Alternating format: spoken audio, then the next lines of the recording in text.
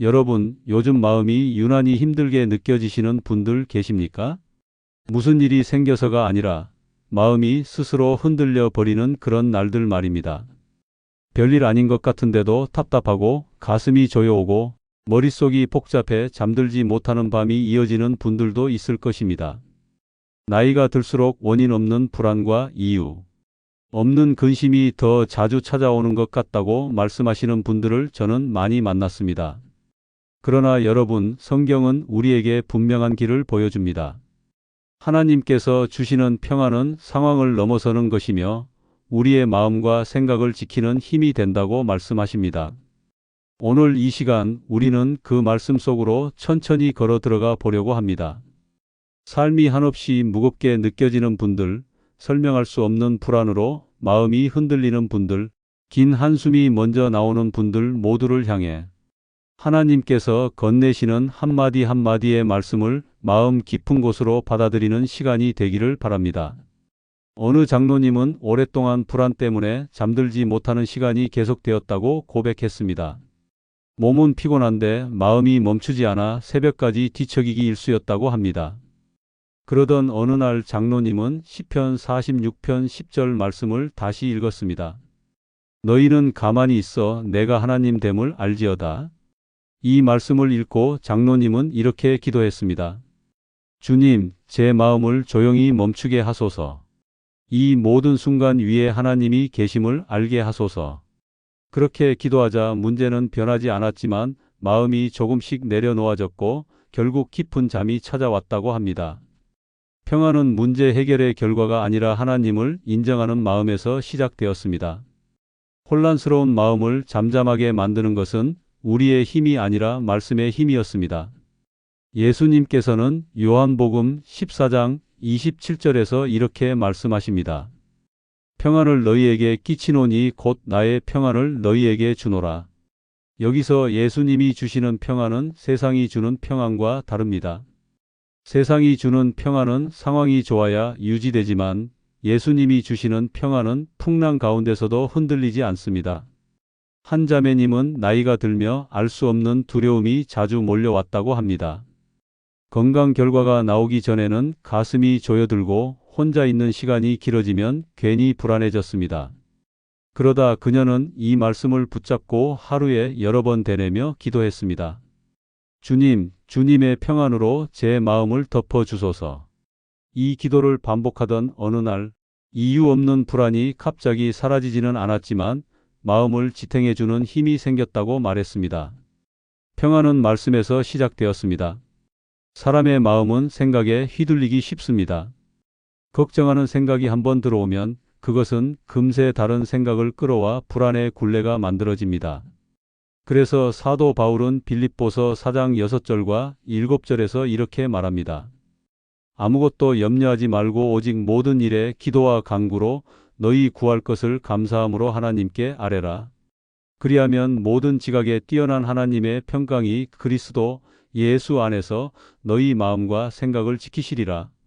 여러분, 이 말씀을 바라볼 때 우리는 중요한 사실을 알게 됩니다. 하나님께서 지키시는 것은 상황이 아니라 우리의 마음과 생각이라는 사실입니다. 염려가 반복될 때, 생각을 멈출 수 없을 때 하나님께 마음을 맡기는 순간 평안이 생각의 문지기가 되어 지키기 시작합니다. 어느 집사님은 잠자리에 들기 전 이 말씀을 읽고 하루의 마지막 기도로 이렇게 고백했다고 합니다. 주님, 제 마음과 생각의 문 앞에 주님의 평강을 세워주소서. 그렇게 기도한 날은 이상하게도 머릿속이 조용해져 깊은 잠을 잘 수 있었다고 합니다. 말씀은 생각을 지키는 방패가 됩니다. 또한 이사야 26장 3절은 이렇게 약속합니다.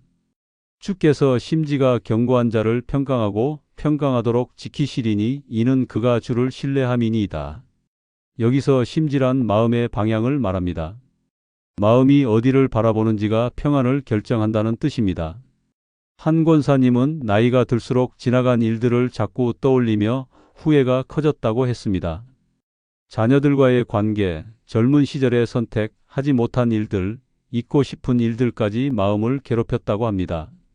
그러나 권사님은 이 말씀을 붙잡으며 고백을 바꾸었습니다. 주님, 제 마음이 과거가 아니라 주님을 바라보게 하소서. 그러자 마음이 서서히 평안으로 돌아섰다고 했습니다. 마음의 방향을 하나님께 고정하는 것, 그 자체가 평안으로 가는 길이었습니다. 우리가 살아가는 동안 짊어지는 짐들은 생각보다 무겁습니다. 사랑하는 사람을 잃은 슬픔, 갑작스러운 병, 예상치 못한 갈등, 경제적인 부담 등 여러 상황 속에서 마음이 무너질 때가 있습니다. 그러나 예수님께서는 마태복음 11장 28절에서 이렇게 말씀하십니다. 수고하고 무거운 짐 진 자들아 다 내게로 오라 내가 너희를 쉬게 하리라. 이 말씀은 단순한 위로가 아니라 실제적인 초대입니다. 예수님께로 나오는 사람이 쉬게 됩니다. 어떤 장로님은 배우자가 세상을 떠난 뒤 식탁에 혼자 앉아 밥을 먹는 것조차 너무 힘들었다고 합니다. 하지만 그는 매일 아침 이 말씀을 읽으며 기도했습니다. 주님, 오늘 하루의 무거움을 주님께 옮겨 놓습니다. 그러자 어느 날 문득 이 길을 혼자 걷는 것이 아니다라는 마음이 들었고 그 순간 평안이 스며들기 시작했습니다. 말씀은 마음을 새롭게 하는 영적 호흡이 됩니다. 우리가 평안을 잃는 가장 큰 이유 중 하나는 혼자 해결하려는 마음 때문입니다. 걱정은 마음을 잠식하고 그 걱정은 또 다른 걱정을 부르는 악순환을 만듭니다. 그러나 베드로전서 5장 7절은 이렇게 말씀합니다. 너희 염려를 다 주께 맡기라 이는 그가 너희를 돌보심이라. 하나님께 맡긴다는 것은 아무것도 하지 않는다는 의미가 아니라 결과를 하나님께 신뢰하며 마음의 짐을 내려놓는 것입니다. 한 집사님은 오랫동안 가족 문제로 마음이 무거웠다고 고백했습니다. 갈등은 해결되지 않았고 말 한마디에 상처가 깊어졌습니다. 그러나 그는 어느 날부터 이 말씀을 붙잡고 고백했습니다. 주님, 이 문제를 제 손에서 내려놓고 주님께 올려드립니다. 놀랍게도 문제가 바로 해결되지는 않았지만 마음의 무게가 확실히 가벼워졌다고 말했습니다. 맡길 때 마음은 평안으로 돌아옵니다. 마지막으로 예수님은 요한복음 16장 33절에서 이렇게 말씀하십니다. 이것을 너희에게 이르는 것은 너희로 내 안에서 평안을 누리게 하려 함이라. 예수님은 단순히 어려움이 없어진다고 말하지 않으셨습니다. 오히려 세상에서는 환난이 있다고 하셨습니다. 하지만 그 환난 속에서도 그분 안에서 평안을 누릴 수 있다고 선언하셨습니다. 평안은 상황의 산물이 아니라 관계의 열매입니다. 한 성도님은 오랫동안 불확실한 미래 때문에 마음이 무너질 것 같은 시간을 보냈다고 합니다. 그러나 그는 날마다 이 구절을 읽으며 기도했습니다. 주님, 제가 주님 안에서 평안을 누리게 하소서. 그렇게 기도하는 시간이 쌓이자 마음에 알 수 없는 평강이 자리 잡기 시작했습니다. 예수님 안에 머무르면 평안은 반드시 다시 돌아옵니다. 여러분, 평안은 멀리 있는 것이 아닙니다. 하나님께서 이미 우리 안에 주기 원하시는 선물입니다. 오늘 들으신 말씀 한 구절 한 구절이 여러분의 마음을 부드럽게 감싸고 잃어버린 평안을 다시 찾게 하는 은혜가 되기를 바랍니다. 마음이 흔들릴 때마다, 밤에 잠들기 어려울 때마다, 이유 모를 불안이 밀려올 때마다 오늘 들으신 말씀을 조용히 되뇌며 기도해 보시기 바랍니다. 말씀은 마음을 밝히는 등불이며 기도는 마음을 지키는 문지기입니다. 하나님께서는 여러분을 평안 가운데 두시기를 기뻐하십니다. 오늘 이 말씀들이 여러분의 마음에 잔잔한 강물처럼 흘러 들어가길 축복합니다.